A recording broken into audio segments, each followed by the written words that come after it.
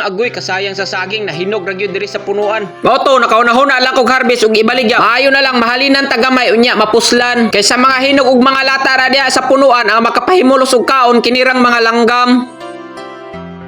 Tirada diha mga idol. Wala tay tirada ni, puro rata dipinsa. Ubani day ko ninyo karong adlaw kay mang-harvest tag saging diri Mag-inunggoy sa ko diri sa kaon sa nako ning saging kay para lagi nagtubaan ni dili mabunog. Mao ni timelan sa mga saging nga kulag abono kay ang bulig pertigyong gagmaya. Pero sige lang, mahalin man gyapog makwartahan pa na siya. Kaysa mahinog og malata ra diha sa punuan, pertigyong sayanga. Murag katong iyang gugma ba nga igo ra ka gipakilig pero pag ando puro atik ra.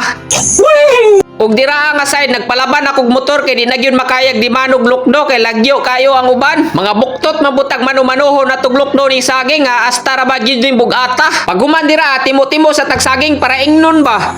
Para ingnon gwapo.